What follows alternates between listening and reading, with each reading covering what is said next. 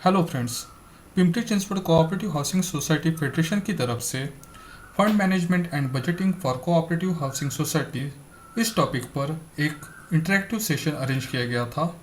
पेश है वही इंटरेक्टिव वेबिनार आपके लिए।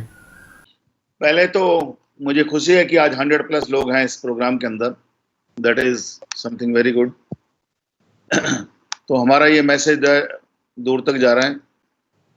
एक मिनट, ये स्क्रीन से क्यों नहीं निकल? हाँ, हो गया। ओके। तो आज हम बात करेंगे कि सोसाइटीज ने प्रैक्टिकली बजट बनाने के लिए क्या क्या काम करना चाहिए। हम अक्सर देखते हैं कि अगर हम पूरा होमवर्क करके एजीएम में नहीं जाते तो हमें पूरा साल प्रॉब्लम आती रहती हैं, क्योंकि हमारे पास जो है अप्रूवल्स नहीं होते और काम बहुत सारे करने होते हैं। इसलिए अगर हम जितना ज़्यादा से ज़्यादा कोशिश करें, वो सब सब्जेक्ट के ऊपर हमने तैयारी करनी चाहिए।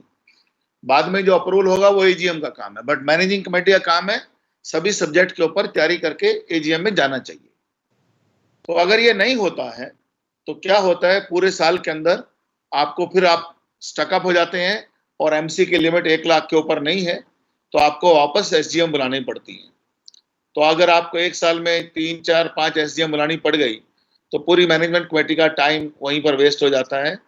फिर उसके मिनट्स बनाना, ये करना बहुत लंबा काम हो जाता है। इसलिए मैं ये सब सोसाइटी से रिक्वेस्ट करूंगा कि पहली बार जो एजीएम के दौरान जो आप बजट के लिए तैयारी करके जाते हो वो सबसे बेस्ट होनी चाहिए, क्योंकि एजीएम में सबसे ज्यादा लोग आते हैं और वहाँ क्वालिटी ऑफ डिस्कशन भी बहुत अच्छा हो जाता है। तो अभी मैं आपको बहुत सारे हेड्स की तरफ लेके जाऊंगा।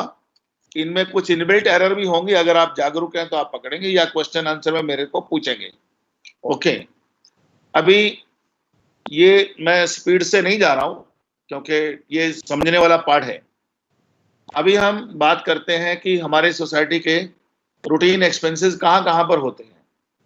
तो उसके मोटे मोटे हेड हैं, सिक्योरिटी है, हाउसकीपिंग है, हेल्थ एंड हाइजीन है, गार्डनिंग का है, गार्बेज का है, ऑफिस मैनेजमेंट का है, इलेक्ट्रिकल का है, प्लम्बर का है, ईटीपी एसटीपी है और वाटर एक्सपेंसेस है। ये जो अभी आपको इस स्लाइड में दिख रहा है, मेरे पास पूरी लिस्ट मेरे हाथ में है। तो सिक्योरिटी के अंदर हम क्या करते हैं, जो सिक्योरिटी का हमारा कॉन्ट्रैक्ट बना होता है उसकी वैल्यू को बजट में अप्रूवल लेने चले जाते हैं। फिर बाद में हमें प्रॉब्लम आती है कि अगर कहीं पर कॉन्ट्रैक्ट के अंदर कहीं बोनस लिखा हुआ है या कोई आप रिवार्ड देना चाहते हो तो वो सब चीजें नहीं हो पाती हैं। फिर से एमसी और लोगों के बीच में झगड़े होते हैं। इसके लिए सिक्योरिटी से रिलेटेड ये सब चीजें आपने प्रोविजन करके रखना चाहिए। सिक्योरिटी गार्ड का सेपरेट, सिक्योरिटी सुपरवाइजर का सेपरेट, रिवार्ड, बोनस और जो भी कॉन्ट्रैक्ट का पार्ट है और एजीएम में अप्रूव है। या कई बार कुछ सोसाइटी ने सिक्योरिटी ऑफिस को मेंटेन करने के लिए कुछ फैसिलिटी देनी है, वो भी उसमें डाल दीजिए। हाउसकीपिंग, हाउसकीपिंग के अंदर जब हम जाएंगे तो वर्कर हैं, सुपरवाइजर हैं। हाउसकीपिंग की जो आइटम है, लॉन्ड्री चार्जेज जैसे कर्टन रिपेयर करने या अपहोल्स्ट्री है या सैनिटेशन है या सैनिटाइजेशन है आजकल, ये सब इसमें आनी चाहिए। हेल्थ एंड हाइजीन जो है, ड्रेनेज लाइन है कहीं चौकअप हो जाता है तो वो सब, रेन वाटर हार्वेस्टिंग की लाइन चौकअप हो जाती है तो वो उसका प्रोविजन करना चाहिए। मोस्टली सोसाइटी के अंदर बिल्डर ने गार्डन दिए होते हैं तो गार्डन के अंदर जो है गार्डनर होगा, उसके पास टूल्स होंगे या कोई कंपोस्ट होगा या मेडिसिन होंगी। वो सबका अपने पूरे साल के अंदर खर्चे लिखते रहना चाहिए, एक्चुअल खर्चों का हिसाब लगाते रहना चाहिए। गार्बेज के अंदर भी लेबर है, कंपोस्ट मटेरियल है, इसकी कॉस्ट लेते रहने चाहिए। अगर आप देखेंगे अगले कॉलम में कुछ चीजों जो आपकी कॉन्ट्रैक्ट बनती हैं वहां पर एनुअल वैल्यू लिखी हुई है, कुछ जगह पर जहां पर मंथली या मंथली लिखी हुई है, और this may very from society to society. ये जो आपको एक्सेल शीट दिख रही है ये गाइडलाइन के तौर पे देखनी है। ये जो भी इसमें वैल्यूज दी गई हैं वो वैल्यू ट्रू वैल्यू नहीं है, वो सब हाइपोथेटिकल वैल्यू है। ऑफ कोर्स कुछ चीजें they may be very close to some reality but they are not the true values. तो इस चीज को प्लीज ध्यान में रखने का है, ये दिखाने के लिए है। उसके बाद में ऑफिस मैनेजमेंट के अंदर सोसाइटी मैनेजर है, कुछ के अंदर सोसाइटी और प्रॉपर्टी मैनेजर भी होता है, कुछ जो है स्पॉट बॉय रखते हैं, पानी खोलना बंद करना, नोटिस सर्कुलर लगाना। तो जितना भी आपका ऑफिस के अंदर जो है, जिस हेड में सैलरी हेड जो है, उसमें ये सब लोग डाल दीजिए। इलेक्ट्रिकल के अंदर आपका इलेक्ट्रीशियन है, रिटेंशन चार्जेस हैं, और एक्चुअल जो उसकी विजिट चार्जेस हैं, और इलेक्ट्रिकल आइटम के जो एक्सपेंसेस हैं, ये कुछ मैंने फिगर डाले हैं यहाँ पर। ऐसे भी जब हम प्लम्बर की बात करते हैं, प्लम्बर का कुछ सोसाइटी मुझे मालूम है रिटेंशन बेसिस पे रखी हुई है, कुछ लोगों ने जो है वो ऑन कॉल बेसिस है। और प्लम्बर का भी, प्लम्बिंग मटेरियल का भी हमें, क्योंकि कितना लगेगा ये हमें मालूम नहीं रहेगा कभी भी, ना इलेक्ट्रिशियन का रहेगा ना प्लम्बिंग का रहेगा। बट जो आपके पास पास डेटा है, पास डेटा आपको हमेशा हेल्प करेगा कि वो 10,000 होगा या 10 लाख होगा। तो अगर वो 10,000 है तो आप 10 लाख का प्रोविजन नहीं कर सकते, अगर 10 लाख 10,000 का प्रोविजन नहीं कर सकते। तो वो आपका पास का डेटा जो है क्लोज टू रियलिटी लेके जाएगा। मान लो 25,000 है, आप प्रोविजन 30,000 का कर देंगे, तो उससे आपको हेल्प मिलने वाली है। बहुत सारी सोसाइटी के अंदर ईटीपी एसटीपी प्लांट्स हैं, तो उसका लेबर का खर्चा है, पावर का खर्चा है, एसटीपी जो के लिए जो बहुत सारा मेटल लगता है उसका खर्चा है। वाटर के ऊपर हमारे दो टाइप के खर्चे आते हैं, एक है पीसीएमसी या पीएमसी जो पानी देती है हमें, दूसरा जो हम टैंकर के थ्रू खरीदते हैं। ये दो तो मेन वाटर के हैं। बोरवेल को मैंने सेपरेटली कहीं पर कैप्चर किया है। आगे जाएंगे क्विकली प्लीज।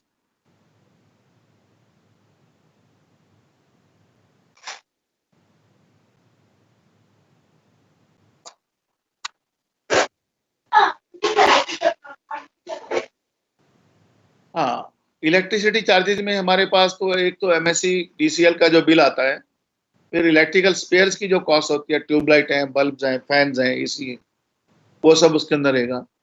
जेनसेट के अंदर भी एएमसी, स्पेयर, डीजल की वैल्यू, लुब्रिकेटिंग ऑयल, और ये सब चीजें आपने अलग अलग हेड बना करके, या जो विवेक सर परसों बोल रहे थे कि लास्ट प्रोग्राम में कि आपने हर चीज का वाउचर बना करके वो अकाउंट फॉर करना है इसको, कहीं पर जाकर के उसकी समरी बनानी है अलग अलग हेड में।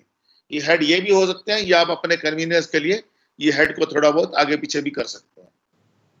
सो ऐसे लिफ्ट के ऊपर जो है, लिफ्ट के अंदर लिफ्ट का एएमसी रहेगा, लिफ्ट का स्पेयर रहेगा। एक जो चीज मैंने इसमें नहीं लिखी है, वो लिफ्ट का एक एनुअल इंस्पेक्शन होता है, उसके भी कुछ नॉमिनल चार्जेस रहते हैं, तो वो भी हमें पे करने पड़ेंगे। यहाँ पर मैं वो लिखना भूल गया हूँ। एक इंस्पेक्टर आता है मुंबई से, उसके चार्जेस पे करने पड़ते हैं। सीसीटीवी कैमरा एक उसका होता है, कुछ जगह पर रेंटल है, कुछ जगह पर लीज पर है सीसीटीवी कैमरा, कुछ जगह पर सोसाइटी ने ऑन किए होते हैं। तो सीसीटीवी कैमरे के अंदर जो सबसे बड़ा खर्चा आता है वो केबल का आता है, जिसको हम इग्नोर कर देते हैं। आजकल कैमरा की कॉस्ट बहुत कम हो गई है, बट केबल की कॉस्ट उतना ही है, तो वो एक हमें फैक्टर करना चाहिए। या हाइब्रिड मॉडल में भी जाते हैं सीसीटीवी के। जिम्नेजियम, जिम्नेजियम में कुछ सोसाइटी ने इंस्ट्रक्टर भी रखे होते हैं, और इक्विपमेंट की एएमसी भी दी होती है, और इक्विपमेंट के स्पेयर्स भी होते हैं। स्विमिंग पूल बहुत सारी सोसाइटी में है, जहां पर लाइफ बोर्ड की कॉस्ट है, आपकी रिकरिंग है, सिक्योरिटी है, स्विमिंग पूल का एएमसी है, स्पेयर्स है। रेन वाटर हार्वेस्टिंग मैंने यहाँ 4 महीने लिखा है, आप अपना अलग से भी कर सकते हैं। ऑफिस के एक्सपेंसेस में स्टेशनरी है, ट्रैवलिंग है, आपके कुछ वहाँ ऑफिस एक्सपेंसेस का भी एमसी है। मैं बोला वो हेड, आप कुछ हेड को क्लब कर सकते हो, या जितने आप चाहें डिटेल में जाना उतना उसको किया जा सकता है। कम्युनिकेशन में सोसाइटी के अंदर गेट पे फोन होंगे, मोबाइल फोन होगा, लैंडलाइन होगा, इंटरनेट होगा, इंटरकॉम होगा, या आजकल जो गेट कीपर, गेट मैनेजमेंट के लिए है, माई गेट है, अपार्टमेंट अड्डा, इस टाइप के बहुत सारे सॉफ्टवेयर काम कर रहे हैं।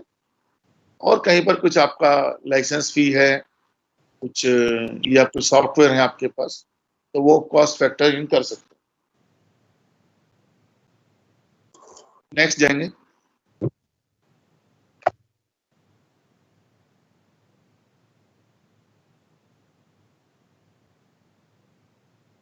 ये मैंने थोड़ा बच बचा के लिखा है, नेशनल डे सेलिब्रेशन, बट उसमें कल्चरल और बहुत सारी इवेंट आ सकती हैं। वो आपके ऊपर डिपेंड करता है कि किस सोसाइटी ने कैसे उसको देखना है। तो बट कल्चरल प्रोग्राम है, सोशल प्रोग्राम है, नेशनल डे सेलिब्रेशन है, ये आपका एक हेड रहेगा। एजुकेशन एंड ट्रेनिंग जो कि मैंडेटरी है, बायलॉ नंबर 13 के अंदर है, जिसके ऊपर अभी हीरे सर ने बहुत फोकस बात की है। तो वो हम सब ने वो इकट्ठा भी करना है और खर्चा भी करना है। तो यहाँ इकट्ठा करने का तो विवेक सर बता रहे हैं, बट मैं बोल रहा हूँ जो खर्चे का प्रोविजन है वो यहाँ करना चाहिए, और सोसाइटी के लोगों ने फेडरेशन को अप्रोच करना चाहिए। वो जो भी डीडीआर द्वारा ऑथराइज ट्रेनिंग एजेंसी हैं, उनकी मदद से हम प्रोग्राम ऑर्गेनाइज करेंगे। फिर सोसाइटी में बहुत सारे लीगल इश्यूज आ जाते हैं, जैसे आर्किटेक्ट का अपॉइंटमेंट है या कुछ और जिनके लीगल की मदद है, तो ये भी फैक्टर करना मत भूलिए। और सिविल के ऊपर आपका कुछ तो खर्चा आता है माइनर रिपेयर का, वो रिपेयर एंड मेंटेनेंस में लेना है या वो हम अलग से एक डिबेट करेंगे थोड़ी देर बाद। Election expenses once in 5 year है, बट जिस ईयर में है आप उसमें प्रोविजन कीजिए।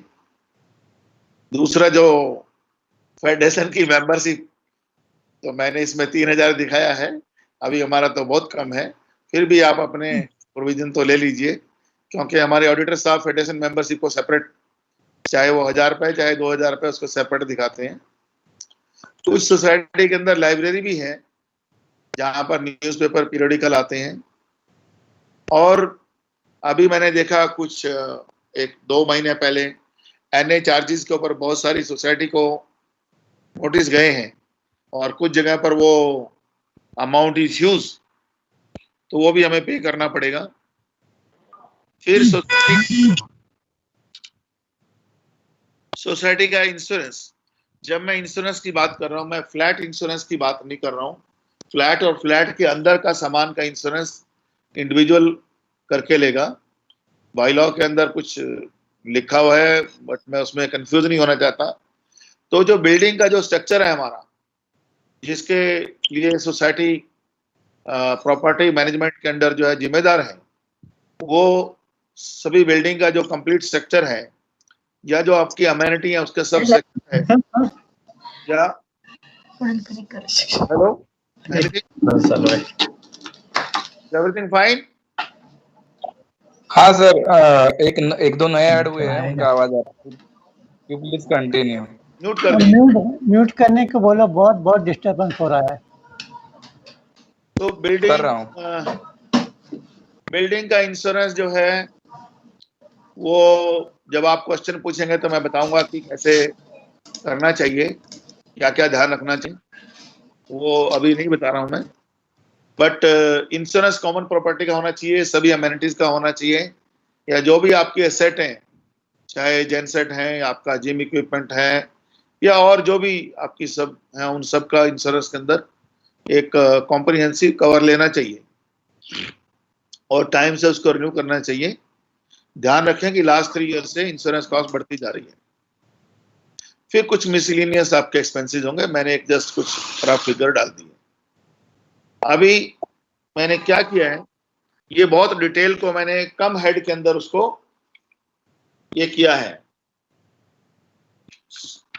सर नेक्स्ट उसमें लेंगे, एबीसी कोऑपरेटिव हाउसिंग सोसाइटी वाली स्लाइड डाल दीजिए जरा। दे दिया सर।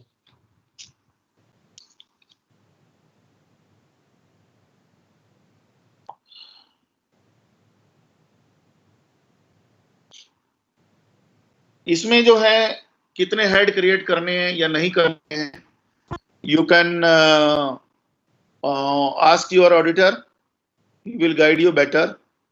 और उनमें से मैंडेटरीली कितने जो हैं रेगुलर सर्विस चार्ज में लेने हैं या किसी दूसरे हेड में फैक्टर इन करने, ऐसा कुछ केसेस हो सकते हैं जो मैंने बताए हैं। बट अभी मेरा पर्पज है कि आप एक जितना हो उसके एग्जॉस्टिव लिस्ट तो बनाइए पहले। अभी जो डिटेल बताई थी उसको मैंने अगर वो देखें तो 100+ थे हेड, जिनको 27 में कन्वर्ट किया है। 27 का और आप 15 या 20 में कर सकते हो।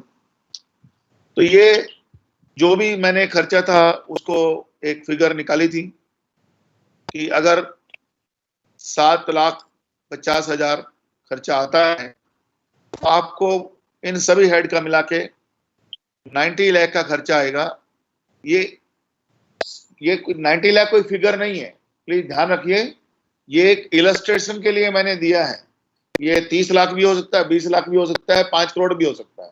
ये डिपेंड करेगा आपकी सोसाइटी का साइज और आप उसको ट्रम्प टावर की तरह से मेंटेन करना चाहते हैं या मेरी सोसाइटी जैसे मेंटेन करना चाहते हैं। ये बहुत सारे फैक्टर के ऊपर डिपेंड करेगा जो इस प्रोग्राम में कवर नहीं किया जा सकता। बट एक जनरल गाइडलाइन के लिए 12 महीने का आपने कैसा एक बजट तैयार किया है और जब वहां पर जाएंगे तो आप इसमें बीच में ये भी ले सकते हो कि 6 महीने बाद 10 रिवीजन होना है या ईयर टू ईयर रिवीजन होना है, या जहां पर आपको पता ही चल गया कि भाई उसका तो ऑलरेडी नोटिस आया है बट आप 6 महीने चला सकते हो, उसके बाद में रेट बढ़ेगा, तो वो भी आप फैक्टर इन कर सकते हो उस महीने से जहां से आपका बढ़ना है।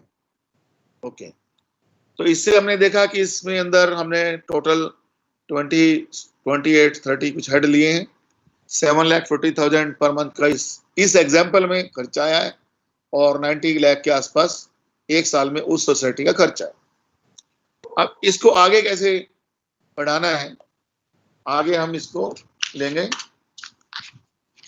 कि मंथली एक्सपेंस में कैसे जाएंगे हम। एनुअल मेंटेनेंस सर्विस चार्ज वाली शीट्स पर डिस्प्ले कीजिए जरा।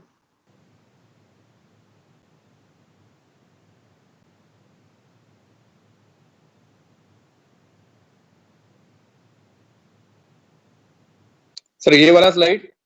एनुअल मेंटेनेंस सर्विस चार्ज लिखा जो ग्रीन और येलो कलर में है। हाँ, यस।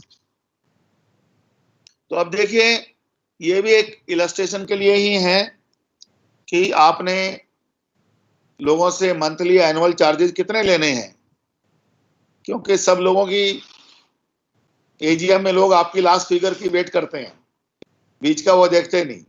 पहले लास्ट की फिगर देखते हैं, फिर वो रिवर्स जाते हैं और आपसे क्वेश्चन की बम्बार्डमेंट शुरू होती है। ये यहाँ क्यों लिया, वहां क्यों लिया, इसमें क्यों डाला, वो क्यों लिया, हमें चाहिए नहीं चाहिए। Okay, I am not coming to that dispute aspect today.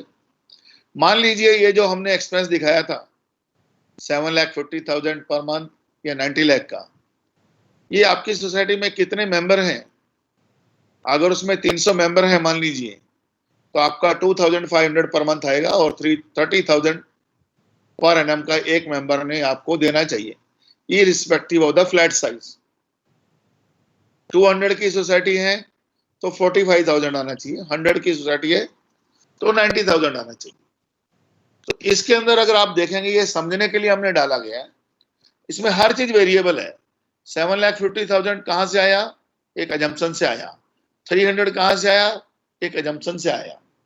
परंतु आपको अगर एक टेम्पलेट मिल जाए और जो हमने वो 27 हेड थे उसमें आप अपने सीए से भी पूछ सकते हो, बाबा मैंने इसको रेगुलर में लेना है या उसमें से कुछ हेड को स्प्लिट करके रिपेयर एंड मेंटेनेंस में भी डालना है जो ऑलरेडी आप कलेक्ट कर रहे हैं, तो वो आपको एक कंप्लीट गाइड दे देगा। तो ये आ गया अपना मंथली खर्चा या है। अभी आते हैं हाउ टू कैलकुलेट।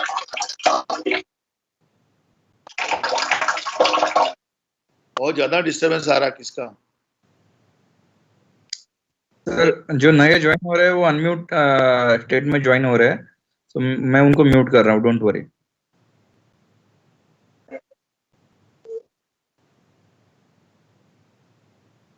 सर बोलिए आप। ओके, आगे हम बात करेंगे सिंकिंग फंड और रिपेयर एंड मेंटेनेंस फंड को प्रैक्टिकली कैसे कैलकुलेट करना है। सर वो स्लाइड दिखाइए जरा, कैलकुलेटिंग सिंकिंग।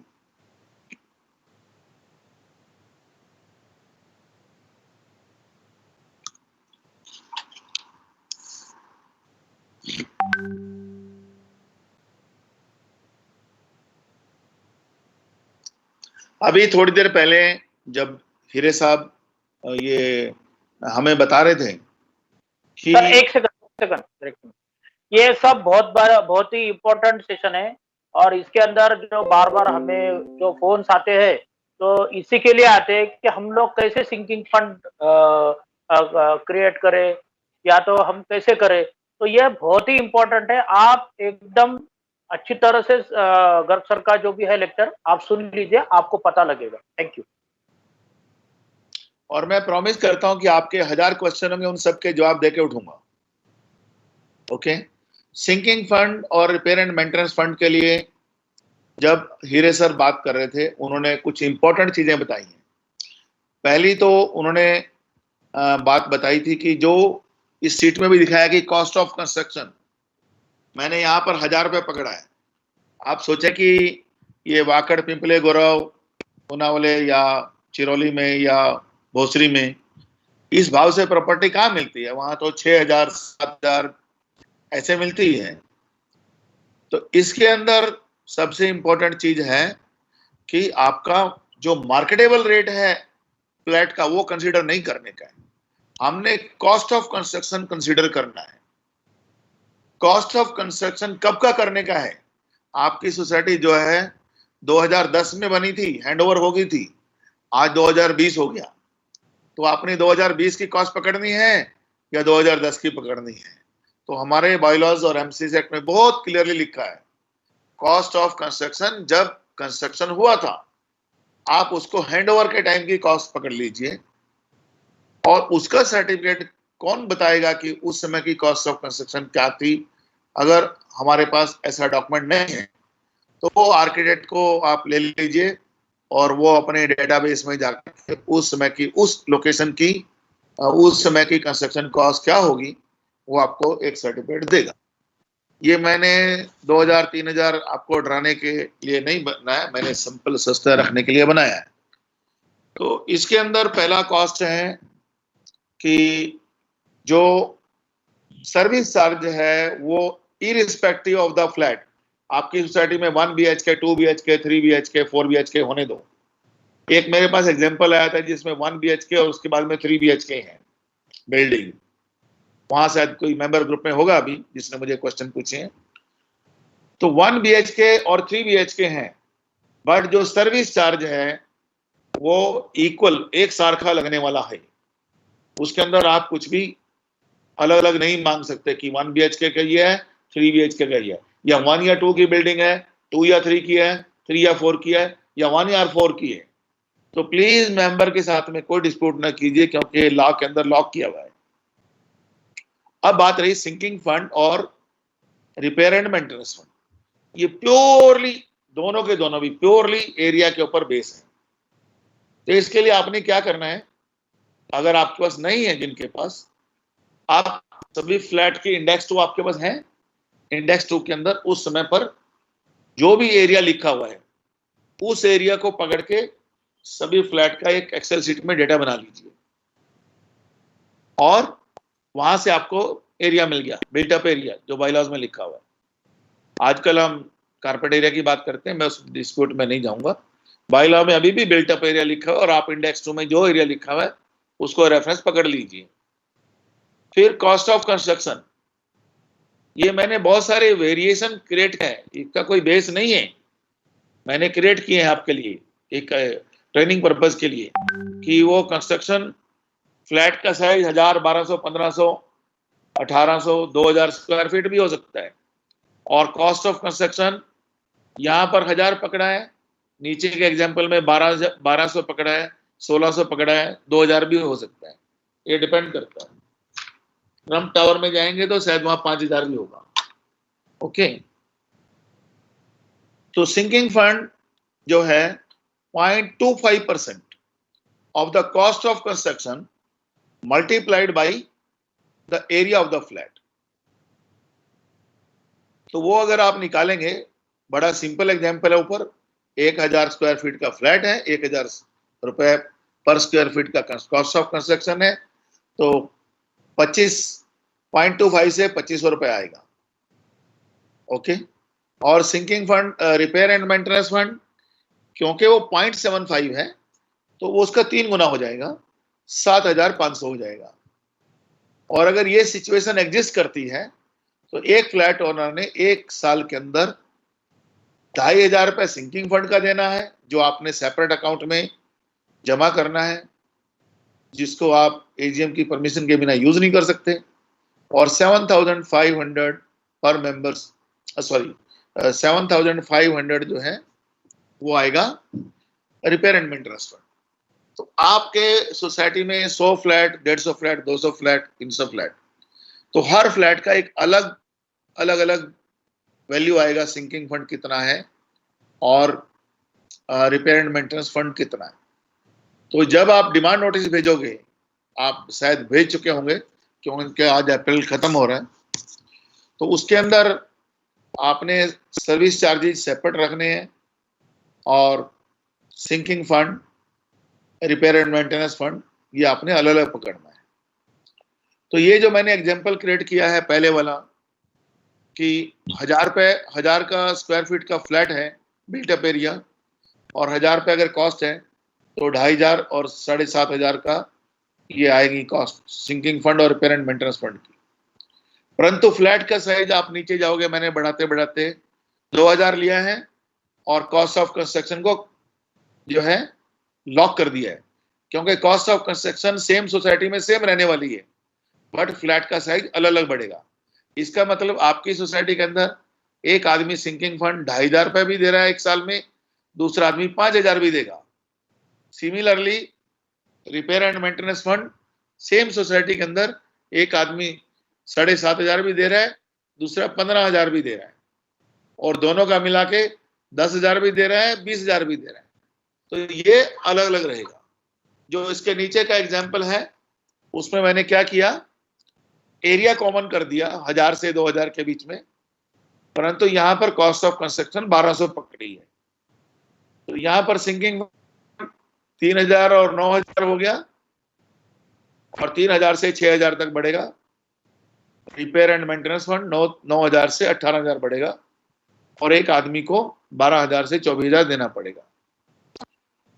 3 मैंने एग्जाम्पल लिए। तीसरे एग्जाम्पल के अंदर एरिया मैंने लॉक कर दिया है विद इन ए सोसाइटी। मान लो ये 5 फ्लैट हैं, 5 अलग अलग साइज के हैं, परंतु यहां पर कॉस्ट ऑफ कंस्ट्रक्शन 1,600 पकड़ ली है। तो इसमें सिंकिंग फंड 4,000 आ गया और रिपेयर एंड मेंटेनेंस फंड 12,000 आ गया, तो 16,000 से 32,000 आ गया। तो ये आपने एक टेम्पलेट बना के रखनी है जिसके अंदर आपको एरिया पहले से डिफाइंड है, कॉस्ट ऑफ कंस्ट्रक्शन पहले से डिफाइंड है। अब चेंज क्या होगा, ये जो 0.25% है ये मिनिमम है, आप इसके नीचे नहीं जा सकते, परंतु इसको आपने जैसे जैसे बढ़ाना है, क्योंकि एरिया चेंज नहीं होगा, कॉस्ट ऑफ कंस्ट्रक्शन चेंज नहीं होगा। ओके, तो what can change, sinking fund 0.25 का 0.3 हो सकता है, 0.35 हो सकता है, 0.5 हो सकता है। इसी प्रकार से रिपेयर एंड मेंटेनेंस के अंदर जो आपका 0.75% है वो मिनिमम है। आप एजीएम के अंदर प्रस्ताव लेके जाइए कि भाई मुझे इसको 1% करना है, या 1.25 करना है, या 1.5 करना है, या 2 करना है। तो ये आपका और आपके जो मेंबर हैं, सभासद हैं एजीएम में, उसका अप्रूवल जो लिया जाएगा वही ही मान्य होगा। तो एजीएम के ऊपर पावर है ऊपर बढ़ाने के लिए, नीचे जाने के लिए नहीं है। I hope I have explained this part. Then Vivek sir जब बात कर रहे थे, अभी हम नेक्स्ट सब्जेक्ट पे जाएंगे। नेक्स्ट सब्जेक्ट है कैपिटल बजटिंग।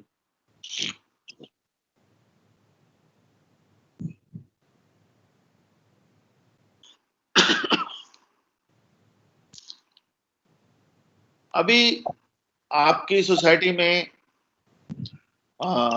नई हो या पुरानी हो तो और भी ज्यादा। पुरानी सोसाइटी में 2 चीजें के कारण हमें कैपिटल खर्च करना पड़ता है। एक तो या तो बिल्डर ने ही हमें फैसिलिटी नहीं दी, और हमारे बाजू की सोसाइटी में है, हमें लगता है कि हमारी सोसाइटी में भी वो फैसिलिटी होनी चाहिए, तो आपने उसके बजट के अंदर, कैपिटल बजट के अंदर उसका प्रोविजन करना पड़ेगा। दूसरा जो है, आपकी फैसिलिटी जो है पहले एक्स थी, आज आपको वाई चाहिए, मार्केट में नया प्रोडक्ट आ गए हैं, नई फैसिलिटीज आ गई हैं और आपने वो उसका प्रोविजन करना है। पहले रस्सी से हाथ से आप बूम बैरियर छोड़ते थे, खोलते थे। आज वो रिमोट से इलेक्ट्रॉनिकली चलने वाले बूम बैरियर आ गए। अब आप उसको बदलना चाहते हैं तो ये रिकरिंग एक्सपेंस नहीं है, ये वन टाइम एक्सपेंस है जिसकी लाइफ 5 साल, 7 साल, 10 साल कुछ भी हो सकती। तो ये 2 एग्जाम्पल मैंने लिए हैं। तो आपकी सोसाइटी में नहीं जाने कितने होंगे मालूम नहीं, तो मैंने जस्ट एक कॉमन जो नॉर्मली हम डिस्कस करते रहते हैं, एक 10-12 मैंने 15 हेड कुछ पिकअप किए हैं कि कई बार आइडिया आता है कि हमारी सोसाइटी में सोलर पैनल होने चाहिए या सोलर पावर होनी चाहिए, सोलर सिस्टम होनी चाहिए। ये कब होगा? जब आपकी एजीएम के अंदर इसका अप्रूवल होगा। अप्रूवल अमाउंट का भी होगा, अप्रूवल में भी जो बाकी टर्म्स एंड कंडीशन है, क्योंकि बाय बैक फैसिलिटी है और एमएससीडीसीएल का भी है और कई बार वेंडर भी ऑफर करते हैं आपको कि वो फैसिलिटी आपको लगा के देंगे, बट जो उसका बेनिफिट है आप उसको over a period of time pass on करते रहेंगे। तो बहुत सारे मॉडल हैं, वो तो अभी यहाँ नहीं डिस्कस किया जा सकता। ऐसे रेन वाटर हार्वेस्टिंग है, आपकी सोसाइटी में हुआ है, आपको पीसीएमसी से अवार्ड लेना है, तो और आपको नेचर के लिए बहुत हमें कंसर्न होना चाहिए कि जहां जहां पर भी अमॉर्फस हमारे पास रॉक है लैंड के नीचे, वहां हमें रेन वाटर हार्वेस्टिंग करनी चाहिए। तो उसके लिए आपको जो भी आपका रेन वाटर हार्वेस्टिंग एक्सपर्ट रहेगा, जीएसए से आप ये करवा के सर्वे, तो वो खर्चे का प्रोविजन कीजिए। मैंने यहाँ 12 लाख डाला है या मैंने 6 लाख डाला है, इसकी कोई वैल्यू नहीं है। ये 6 लाख का 60,000 भी हो सकता है, 12 लाख का 1 लाख भी हो सकता है या 20 लाख भी हो सकता है। अपग्रेडिंग या जहाँ सीसीटीवी नहीं है वहां पर सीसीटीवी लगवाना या अपग्रेड करना, दोनों भी हो सकते हैं। आजकल हाइब्रिड भी आ गए हैं और नाइट विजन वाले भी आ गए हैं, 100 मीटर दूर के भी आ गए हैं। तो आपकी स्टडी ने डिसाइड करना या ज़्यादा एरिया कवर करना चाहते हैं तो उसका आप कैपिटल बजट में डालिए।